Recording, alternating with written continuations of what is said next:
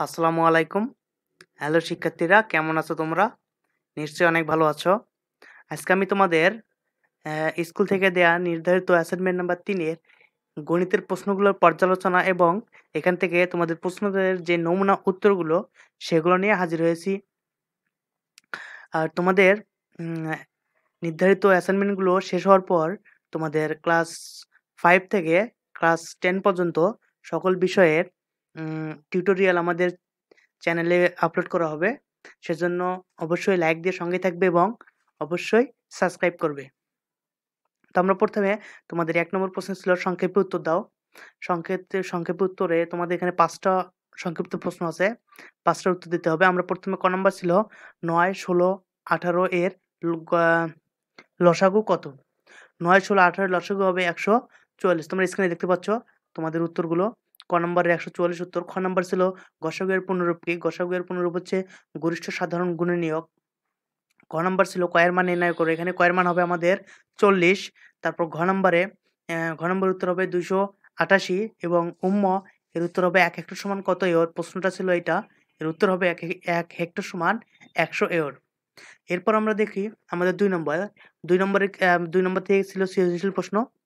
আমাদের ২ নম্বরের সৃজনশীল প্রশ্ন ছিল একটি গরু ও একটি ৩টি ছাগলের মূল্য। এই অঙ্কটা আমরা উত্তরটা ভেবে দিতে পারি। প্রথমে ক নম্বর ছিল ৫ টি ছাগলের মূল্য কত? যেহেতু আমাদের একটি ছাগলের মূল্য দেওয়া আছে প্রশ্নে উদ্দীপকে ৳৪,৫৬০ তাহলে একটি ছাগলের মূল্য ৳৪,৫৬০ অতএব ৫ টি ছাগলের মূল্য ৪,৫৬০ গুণন ৫ সমান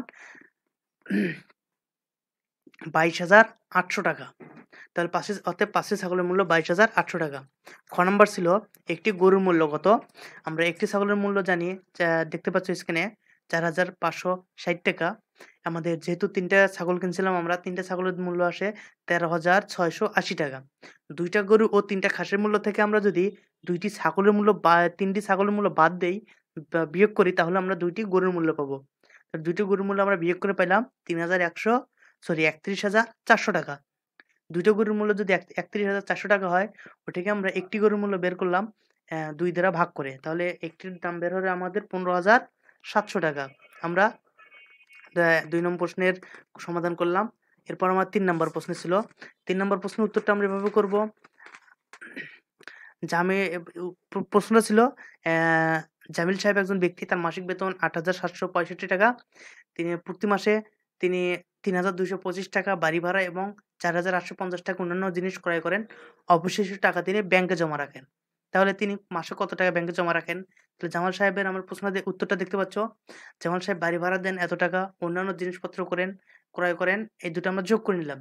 তাহলে প্রতি মাসে তিনি খরচটা যোগ করে নিলাম। ২ টা যোগ করা হয় ৳৮,০৭৫ টাকা। জামাল সাহেবের মাসিক বেতন ছিল ৳৮,৭৬৫ টাকা এবং মাসিক খরচ ছিল ৳৮,০৭৫ টাকা। বিয়োগ করে রাখলাম সেটা হচ্ছে তিনি প্রতি মাসে ব্যাংকে জমা রাখেন। মানে এটাই হচ্ছে অবশিষ্ট টাকাটা। ৬,০০০ ৬৯০ টাকা। তিনি প্রতি মাসে ৳৬৯০ ব্যাংকে জমা রাখেন। খ নাম্বারে বলছে ২ বছর পর ব্যাংকে তার কত টাকা জমা হবে? আমরা জানি ১ বছর সমান ১২ মাস। তাহলে ২ বছর সমান কত মাস হবে? ২৪ মাস। তাহলে ক নং হতে পাইছি তিনি ১ মাসে ব্যাংকে জমা রাখেন ৳৬৯০ অতএব ২৪ মাসে ব্যাংকে জমা রাখেন। আমরা গুণ করে যেটা হবে সেটা আমাদের উত্তর। এখন আমরা দেখি আমাদের ৪ নম্বর প্রশ্নটা। ৪ নম্বর প্রশ্ন ছিল সখীপুর গ্রামের মোট জনসংখ্যা ১২৮০ জন। তার মধ্যে ৪০% লোক শিক্ষিত। তাহলে বলছে ক নাম্বারে ওই গ্রামে কত পার্সেন্ট লোক অশিক্ষিত? তাহলে আমাদের উদ্দীপকে দেওয়া আছে ৪০% শিক্ষিত এবং প্রশ্ন চাইছে কত পার্সেন্ট অশিক্ষিত। তাহলে আমরা মোট সে লো জ জ মোট জনসংখ্যা ধরলাম ১০০%। আমরা দেখতে পাচ্ছি স্ক্রিনে মোট জনসংখ্যা ১০০% আর শিক্ষিত লোক আছে ৪০%। মোট জনসংখ্যা ১০০ জন থেকে যদি আমরা শিক্ষিত ৪০% বাদ দেই তাহলে আমরা পাবো কি? অশিক্ষিত লোক। তাহলে অশিক্ষিত লোক সমান ১০০% বিয়োগ ৪০% সমান ৬০%। অতএব ওই গ্রামে অশিক্ষিত লোক ৬০%। আমরা এখন দেখি আমাদের খ নাম্বারটায়। খ নাম্বার ছিল শিক্ষিত লোকের সংখ্যা নির্ণয় করো। তা দেওয়া আছে মোট জনসংখ্যা ১২৮০ জন, শিক্ষিত লোক ৪০%। তাহলে শিক্ষিত লোকের সংখ্যা এই অঙ্কটা আমরা ২ ভাবেও করতে পারি। তোমরা স্ক্রিনে যেভাবে দেখতে পাচ্ছ এভাবেও করতে পারবে। কারণ মোট জনসংখ্যা ১২৮০ জন। এই ১২৮০ জনের ৪০% শিক্ষিত হওয়ায় ১২৮০ গুণন ৪০।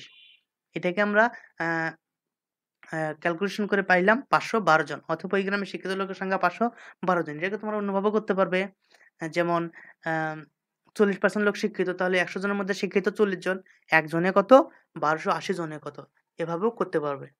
তারপর আমরা ৬ নম্বর প্রশ্নে ছিল ৫ নম্বর প্রশ্নে ছিল মাজেদ সাহেবের ৯৬৬,০০০ টাকা ছিল। তিনি ওই টাকা থেকে ১২ ৫ অংশ এতিমখানায় ও ৮ এর ৩ অংশ শিক্ষা প্রতিষ্ঠানে দান করেন। তাহলে ক নম্বরে আমাদের বলছে তিনি এতিমখানায় কত টাকা দান করেন? তাহলে আমরা স্ক্রিনে দেখতে পাচ্ছি মাজেদ সাহেবের ছিল ৯৬,০০০ টাকা, এতিমখানায় দান করেন ১২ র ৫ অংশ। তিনি এতিমখানায় দান করেন ৯৬,০০০ গুণন ১২ র ৫ অংশ সমান ৪০,০০০ টাকা। তাহলে তিনি এতিমখানায় ৪০,০০০ টাকা দান করেন।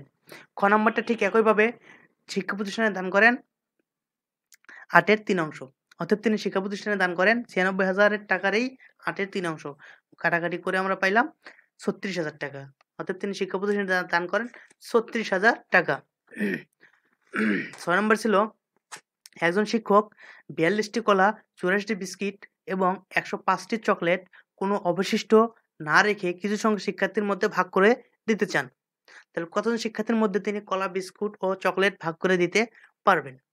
এই প্রশ্নটা আমরা যেহেতু এখানে আ আমাদের এভাবে করতে পারি। খ নম্বরে ৪২, ৮৪ ও ১০৫ এর গসাগুই হবে নির্ণেয় শিক্ষার্থীর সংখ্যা। তারপর আমরা গসাগু করে নির্ণেয় গসাগু বের করলাম ৩ গুণন ৭ সমান ২১। অতএব তিনি ২১ জন শিক্ষার্থীর মাঝে কলা, বিস্কুট ও চকলেট ভাগ করে দিতে পারবেন। খ নম্বরে বলছে প্রত্যেক শিক্ষার্থী কয়টি করে বিস্কুট ও চকলেট পাবে? শুধু বিস্কুট এবং চকলেট বের করতে বলছে। তাহলে ক নং হতে পারে শিক্ষার্থীর সংখ্যা ২১ জন। ২১ জনে বিস্কুট পায় ৮৪ টি। অতএব একজনে বিস্কুট পাবে ৮৪ ভাগ ২১ সমান ৪ টি। আবার ২১ জনের চকলেট পায় ১০৫ টি, অতএব একজনের চকলেট পাবে ১০৫ ভাগ ২১ সমান ৫ টি করে। অতএব প্রত্যেক শিক্ষার্থী ৪ টি করে বিস্কুট ও ৫ টি করে চকলেট পাবে। এখন তোমরা দেখতে পাচ্ছ তোমাদের ৭ নম্বর প্রশ্নের উত্তরটা। ৭ নম্বর ছিল তোমাদের জ্যামিতি থেকে। এখান থেকে তোমাদের ক নম্বর বলা আছে যে ৬ সেন্টিমিটার ব্যাস বিশিষ্ট একটি বৃত্ত আঁকো। এখন তোমাদের তোমার বৃত্তটা ৬ সেন্টিমিটার যেহেতু ব্যাস, সেহেতু আমাদের অর্ধেক নিতে হবে। কারণ ব্যাসার্ধ ব্যাসের অর্ধেক।